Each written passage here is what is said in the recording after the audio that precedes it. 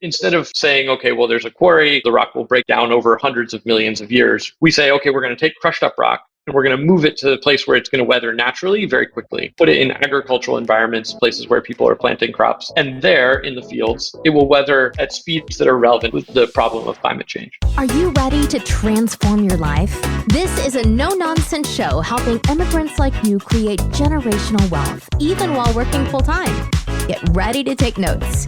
Here's your host, Saket Jain. My Great to Wealth listeners, if you own and manage real estate, maybe you're ready for a lifestyle change. By selling your real estate, of course, you may have to pay substantial capital gain taxes. One option that may help you solve this is to learn about doing a 1031 tax-deferred real estate exchange, because you may be able to defer all of the capital gain taxes, and you could even exchange into a replacement property that may allow you to get rid of all of the headaches that are involved with being an active landlord. My friend Ray Druitt is a managing director with Bangerter Financial Services, and his goal is to help you understand all of the rules associated with 1031 exchanges.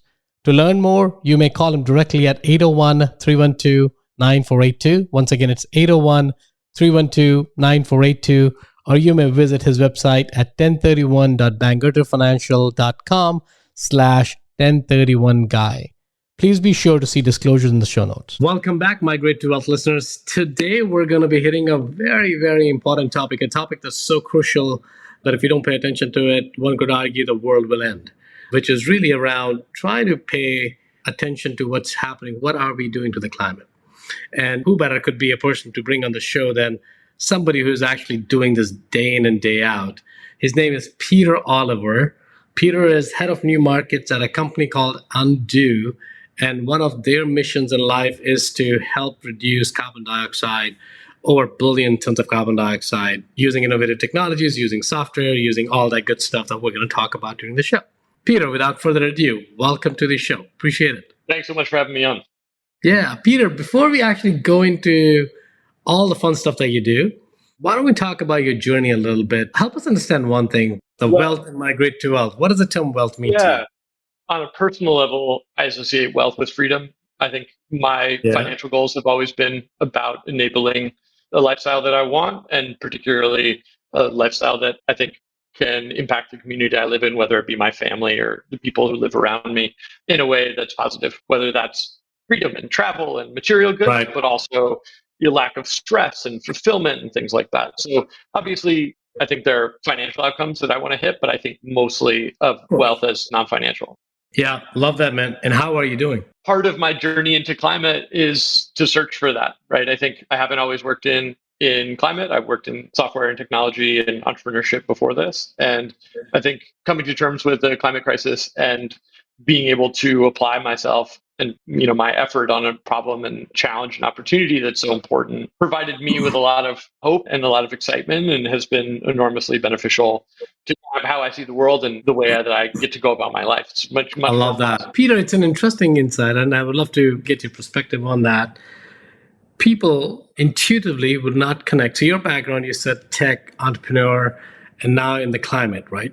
Usually, intuitively, these two worlds don't collide.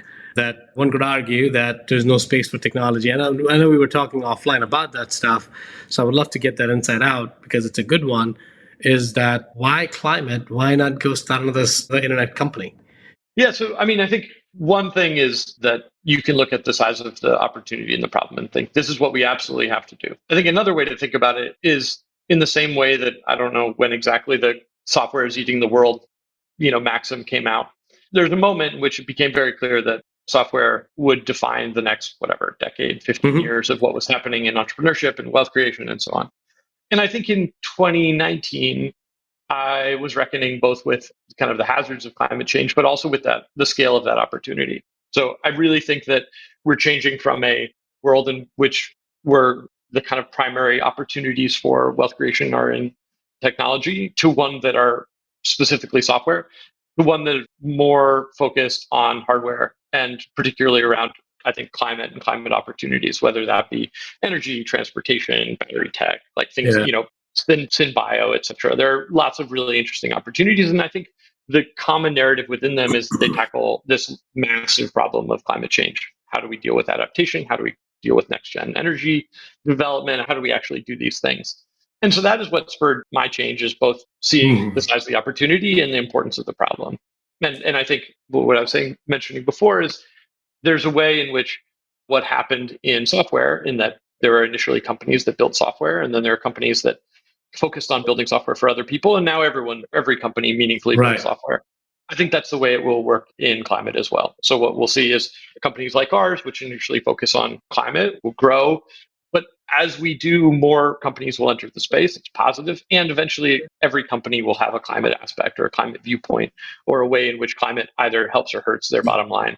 And that will happen over the course of the next 10 years. So being early to that is an opportunity for me, but it is also, I think, an opportunity to help push things forward and impact this climate and some idea of like global wealth positively. Right. That completely makes sense to me, Peter. Peter, I think most of our listeners are not living under this rock, so they would understand the climate crisis. But just to be on the same page with the listeners, what is the climate crisis? Can you quantify that for us? I don't know if you have the numbers. I'm putting you probably on the spot here, and I don't know if you have those numbers handy. So, I mean, I think there are lots of aspects to climate change, and I can only speak to some of them. So I'm going to focus on specifically the carbon dioxide removal world and the metrics within that market. I think that doesn't mean that the other portions of the market, particularly things like conservation, things like equity, things like power generation, all those things are important and critical to success in climate. But I don't know nearly as much about them as other people. So I'll leave those aside. But basically, we're currently on track for a 2 centigrade degree or more increase in global average temperatures. And so we've got to figure out a way both to dramatically reduce our emissions, so cut emissions by 80 or 90% over the course of the next 20 years. And at the same time, there's the problem of all the carbon that's already in the atmosphere. And so that will continue to heat the atmosphere. And there's lots of CO2 already up there. So in order to avoid the worst effects of climate change, we need to remove about 10 billion tons. I want to take a few steps back before we take further. Sure. So what role does carbon dioxide play in increasing that 2 degrees centigrade? Oh, sure. So carbon dioxide is probably the most important greenhouse gas. And its role is that greenhouse gases when heat enters basically the planet, the atmosphere of the planet, it gets trapped inside. And because it's difficult for the heat to radiate out from the planet once there are higher levels of CO2 in the planet covering in the atmosphere, we end up with a situation in which global temperatures rise, right? So more CO2 equals a hotter climate. And basically we've gone from atmospheric CO2 level of about 280, which was what it was before, say, 1900, roughly, all the way up to about 420, which is what it is now. So we've increased the amount of CO2 in our atmosphere very significantly as a result of burning coal and oil primarily. Got it. Would it be fair to say it's really where the whole planet is becoming a greenhouse? I'm sure every one of us has seen a greenhouse where the plants are kept inside to make sure that the right temperature is available and all that good stuff. Now what we're saying is the entire planet has because of the amount of carbon dioxide, the heat is retained more than what it should be or what it has been in the past. That's resulting in an increase of the temperature by 2 degrees. You said, right? Yeah, so right now we are at about 1 to 1.2 degrees C increase. That's kind of where we are relative to pre-industrial levels. But we're, based on the emissions that we have released thus far, we're on schedule for about 2%. 2 degrees of heating. 2 degrees on top of 1.2 or 0.8 on top? 2 degrees right now. But it kind of really depends so much on our trajectory. And I think a lot of people will say, well, like we need CO2. Plants consume CO2. It's an important part of our planet's atmosphere. Absolutely right. The main issue is that there is a safe level, and then there's how much we have now, which is just more, right? So we have more CO2 in our atmosphere, and then we have, basically since humans came onto the planet, which just means that we haven't lived in an environment like this before. Just so people can understand the impact of 2 degree rise in temperature, what does that mean? Mm-hmm. So, it puts at risk, and you can read this in the kind of UN's IPCC reports, but it puts at risk an enormous amount of kind of everything that we do in the way that we work, right? So whether it's shipping, whether it's power generation, whether it's sea level rise is correlated with both the sea being warmer and therefore being larger, and also glaciers melting, more ice actually melting and being in the ocean, that drives sea level rise. So like we've got a lot of different issues, whether that be basics like sea level rise and increased kind of changes in weather increase. But you see places like India and Europe going through heat waves that otherwise wouldn't be nearly as bad as they are now. Yeah. You see more active hurricane seasons. You see more crop failures based on both flooding and drought. So you just see more kind of outcomes from putting more energy into the system and not letting it out. It's kind of a multivariate. They talk about climate change as a threat multiplier, and I think that's a fair way of looking at it. Basically just makes everything a little bit more challenging. Yeah. And sorry for asking these basic questions. I have no idea how much everyone understands the gravity of the situation. So that's very, very helpful. So now let's talk about what's your solution to that. So we know the problem now. The problem is there's a higher amount of carbon dioxide in the atmosphere. So it seemed like you have a solution to that problem? Yeah. Okay. So, I mean, I think talking about things in terms of solutions, I don't think is the language I use. I think we can help contribute to resolving this problem. Right? Okay. We're not going to necessarily solve climate change. It's a huge global problem, but we can do something that really helps.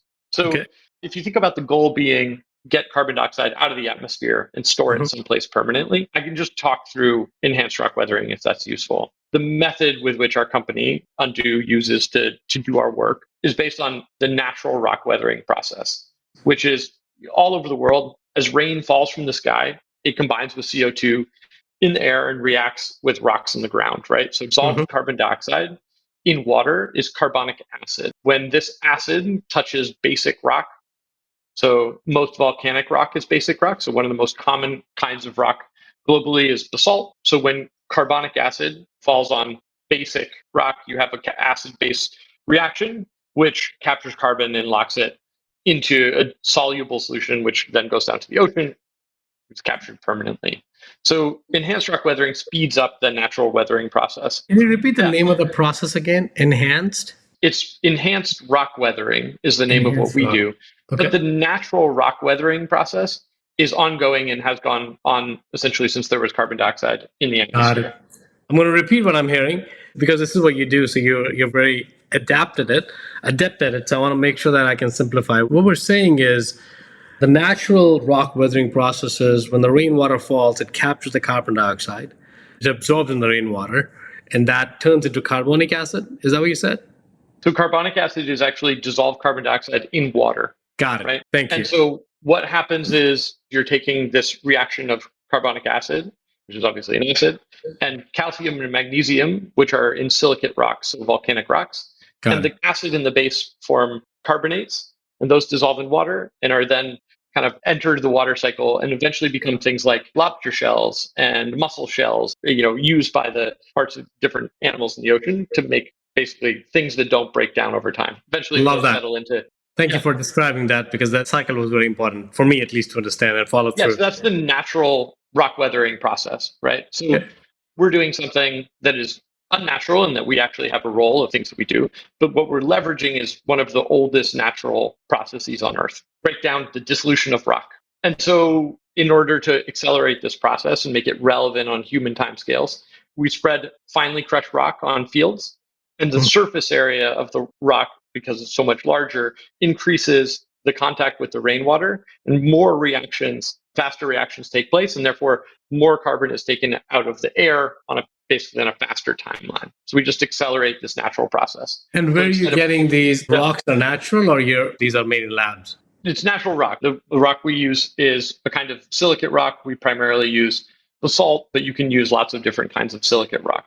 Their main characteristic that they share is that they have a lot of calcium and magnesium in them, and that represents their potential for capturing carbon.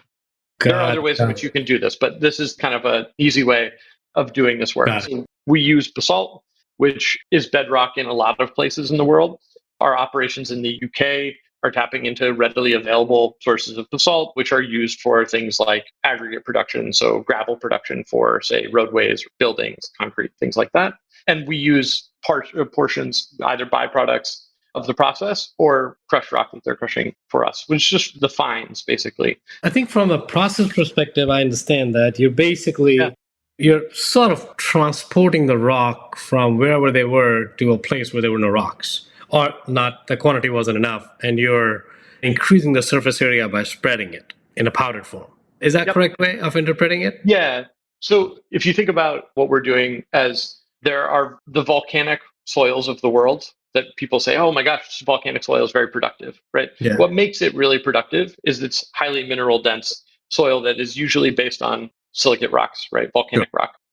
And so instead of saying, okay, well, there's a quarry and the rock will break down over hundreds of millions of years, maybe longer, depends on how much it rains and so on. We say, okay, we're going to take crushed up rock and we're going to move it to the place where it's going to weather naturally very quickly. So we'll put it in agricultural environments, places where people are planting crops. And there in the fields, it will weather at speeds that are relevant to us and particularly relevant with the problem of climate change. Okay. What happens to the place where you're moving the rock from? So these are quarries that we're working with. So there are lots of quarries scattered around both the UK and US, basically everywhere in the world. For kind of context, the aggregate industry, the crushing up rock and moving it around industry globally, is about a 40 gigaton. Oh, wow. I had no idea. 40 billion tons a year industry. So it's one of the biggest things that we do. So when we talk about why enhanced rock weathering has a lot of potential and why it's a really interesting process, it's in no small part because we already have the infrastructure for it. There are so many quarries scattered around the world. There are millions of trucks to drive it around. We've got billions of hectares of fields that are already under cultivation. So what we're talking about when we're thinking about enhanced rock weathering is durable carbon removal scale using existing infrastructure. That all makes sense. Now, does the soil, the crushed rock that you're transporting to the new place, does that actually, and it seems like mostly it's agricultural land? Yes, it's agricultural land. Yep. Does it make the soil more fertile anyways, and it actually enhances the productivity of the soil? Yeah, so one of the great parts about enhanced rock weathering, and I don't want to make huge claims here because I think farmers deal with a lot of snake oil salesmen and are themselves running often very tight margin businesses. So the way that we think about it is this. There is an enormous amount of anecdotal evidence that putting down basalt on your field will help you, it will increase yields and improve the quality of your soil and a bunch of other things, mediate pH, all these different co-benefits, right? However, most of the studies, the academic studies about those things are coming out right now. And so we have internal study that suggests that yield improve more than 10% on average. Got it. Right, which is great. Now, we can't go out and promise a farmer that their field will 100% of the time increase yield. As we scale this work, we'll end up with a much bigger and better data set, and we'll be able to be more sure. But we would not do this if we were not sure that it would not harm the farmer's field, and in all likelihood would benefit the farmer's field. This is a long record. People have a long record of doing this work in hopes of driving agronomic change, especially in environments like Brazil and other places where fertilizer was hard to come by. So when we look at the market and we think, okay, fertilizer costs have in some places tripled over the course of the last 18 months. And we look at what needs to be done from a carbon perspective and also from kind of a fertilizer perspective, we think, okay, here's an opportunity for us to capture carbon and deliver macro and micronutrients to farmers who need them. So as we grow and get more developed, I will be able to say more concrete things. But what we see as co-benefits are healthier soil, improved pH, so it effectively acts as a either complement to or substitute for agricultural lime.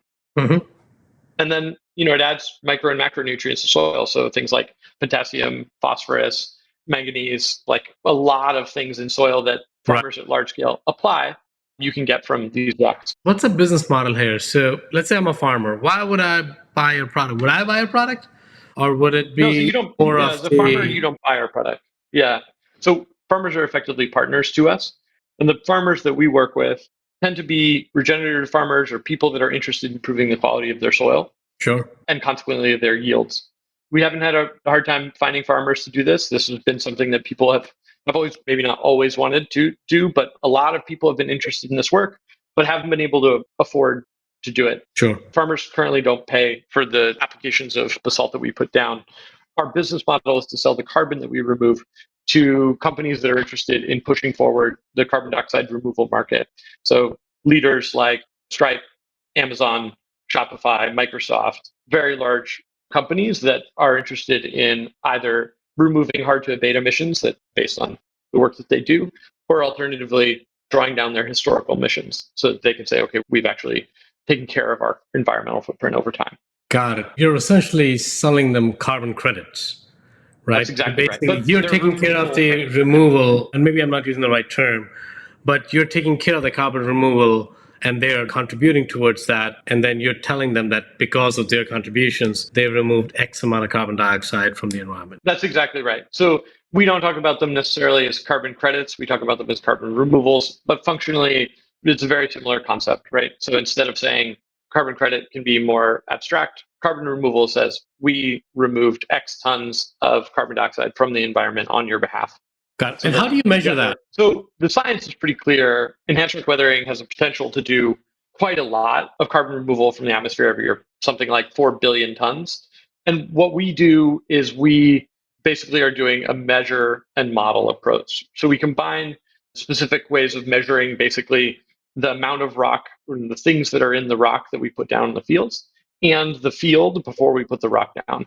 Then we put that information together, and then we come back later and we can say, okay, how much of this rock was dissolved over time, and consequently how much carbon has been captured as part of that process.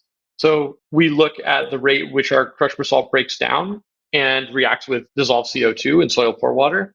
We apply buffers that correspond with different amounts of conservative predictions of how much is then consequently released in different functions of kind of the change, either whether it's carbon released from rivers or from oceans. We basically use a whole bunch of soil science is relatively developed market because of soil organic carbon and also agronomic trials and focus, obviously globally being a major time, it's like obviously a huge portion of the global economy. So we can use a lot of the ways that people currently measure and the things that they measure to estimate how much carbon has been taken down from the atmosphere.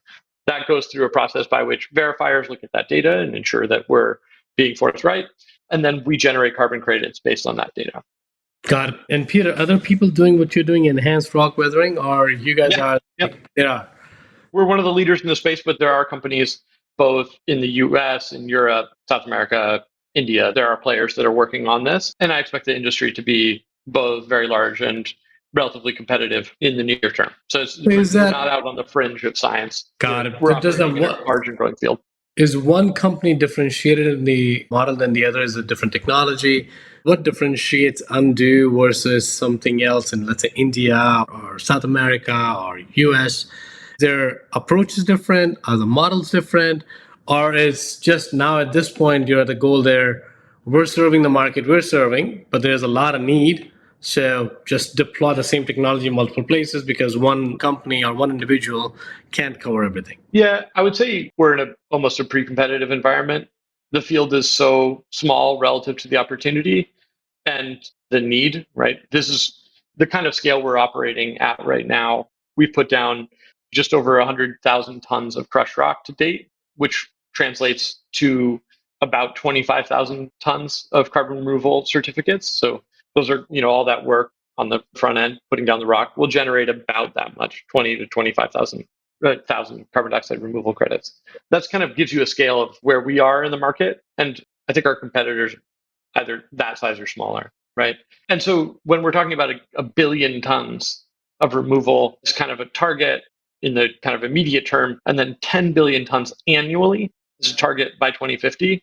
The level of growth from tens of thousands of tons to that size is really extraordinary. And so I think the primary role of us and our competitors in the market right now is to collaborate, share science, legitimize the field, build the understanding. I mean, so much of what we do, we're going into conversations and we're explaining what it is that we're doing and why we're doing it to the people that are eventually learning about this and eventually buy from us. So, I think there are differences between an operating style and focus on different minerals and exact kind of execution, different types of monitoring. But I would say the primary goal for all of us right now is to grow and legitimize the field so that we can reach our collective goals. Awesome. Peter, if somebody who's listening to the show right now is interested in being part of the mission or take advantage of it in terms of buying carbon credits or carbon removal points, or it could be treated as an investment opportunity, what are some of the potential ways they can get involved? So this is a really interesting, really good and a really interesting question. So I think At this point, the carbon dioxide removal community is primarily, from an investment perspective, a equity opportunity. And you see this in the very large rounds that have been raised by people like Charm, Climeworks. We've raised VC back, we've raised rounds. I'm sorry, Peter. Peter, you broke down there. Can you repeat that one more time? Because there was a little bit of snag on the internet. So I think at this point, in terms of where the market is in terms of development, the primary opportunities for a lot of carbon dioxide removal as an investment in equity. That's what we see, in terms of the funds that are coming out, how capital is being deployed. You see very large equity rounds coming from companies like Climeworks, Charm. We've raised venture capital to fund our work. And most companies in the space have done that as their primary way of kind of growing, scaling. And as a consequence, there are lots of climate tech funds and increasingly generalist VC funds that are looking into climate tech as an opportunity. It's a really important question because I think the next scale of growth for carbon dioxide removal is dependent on other funding, basically filling the funding gaps and filling in the capital stack. So whether that be loans, figuring out how debt, figuring out other financial vehicles that will allow people who are interested in supporting this work, bringing their capital and resources to the table. So we're starting to see more of that within institutional capital, which is very exciting and represents, at least in my mind, the opportunity to go from where we are now, which is, a very small, promising industry, to actually reaching the kind of scale that we need to. So I would say, getting in the door now looks probably like becoming an LP in one of the credible venture funds that do climate. It's exciting work. I think the next levels are thinking about, one, how to start working with financial players that want to invest either from an asset perspective or debt perspective into the companies that are scaling in the CDR space, providing financing for that next stage of growth. And then I think beyond that, I think thinking about the carbon opportunity as it applies to the company and corporation that you work in, right? So I think they're returning to the analogy before, there was a time in which people would say, okay, there's a software company, that's not us. We're not going to build software. But now people do that, right? People think, okay, cool, I have a shoe brand, but maybe we're going to have an e-commerce play. I really think that is what will happen with climate, and that opportunities like enhanced rock weathering represent an opportunity for every company that has land or rock in its supply chain. I think there's tons of financing work to be done there. I think that every company that works with farms, or works with quarries, works with aggregate, will eventually have some form of enhanced rock weathering, carbon credit generation as part of their business model. Got it. And Peter, I don't know if you know much about the US market or not, and how the tax code works here. Are there any tax incentives for people to invest in carbon credits?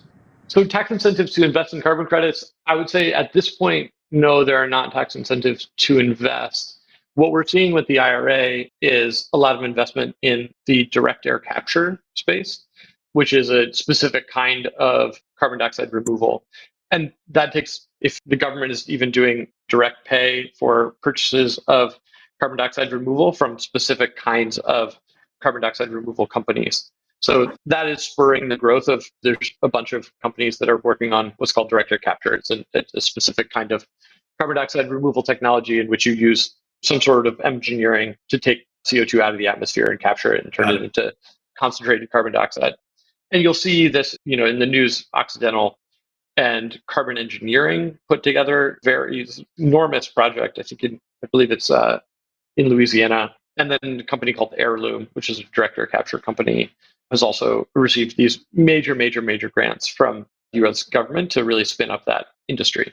Now, that represents a subsection of the overall carbon dioxide removal community. And, we're working with people, and I think it's kind of a broader push to move from policy that exclusively focuses on direct air capture to broader support for carbon dioxide removal and other techniques within that community inside American policy, whether that be state or federal, but likely federal policy. So I suspect over the coming years, you'll see an expansion of that effort to foster this community, move from specifically direct air capture to things like enhanced rock weathering, ocean alkalinity enhancement, biomass management. There's lots of different ways of doing this work. And, I'm hopeful, and I expect there to be support at a governmental level for that kind of work. Doesn't mean that there are necessarily tax benefits to buying that carbon at this moment in time. Got it. Well, Peter, this has been amazing. I've made several pages of notes. This has been educational for me. I didn't know much about the stuff that you do. I didn't even know there was enhanced rock weathering as a process.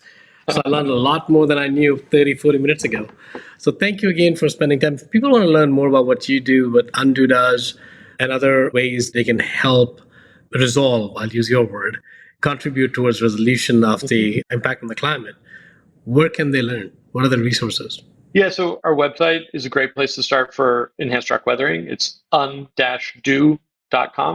And there are some really, really thoughtful people in the space. Carbon 180, Carbon Plan are both kind of advocacy and policy organizations in the United States that are worth taking a look at to get a view of the landscape. And then for the broader kind of climate and CDR opportunity, I would recommend Climate Tech VC, which has a very valuable and kind of influential newsletter that goes out weekly. So there are lots of different ways to kind of get your hooks into the problem, think this through. But our website is a great place to start for enhanced rock weathering. Perfect. Well, Peter, thank you again for coming on the show. I know you're a busy man, but I appreciate almost an hour that you spent with me and the audience. Appreciate it, buddy. I really, really appreciate the opportunity and hope it's been useful. I'm sure it is. It is for me. I learned a lot. I'm hoping there's a lot more people who drew value out of that. Well, thank you again, Peter. And thank you for all the listeners who stayed till the end. This show is only possible because of you, your contribution, your support.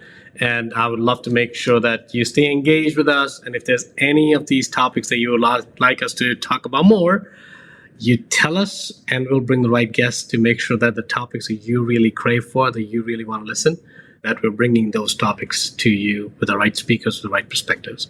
Thank you all. Thank you, Peter. We'll see you on the next episode. Take care. My Great to Wealth listeners, it is possible that you could defer paying high tax bill by completing a 1031 exchange and invest your real estate capital gains into a qualified replacement property. My friend Ray DeWitt at Bangerter Financials is your single point of contact for 1031 exchanges and tax saving strategies. To learn more, call him at 801-312-9482. That's 801-312-9482.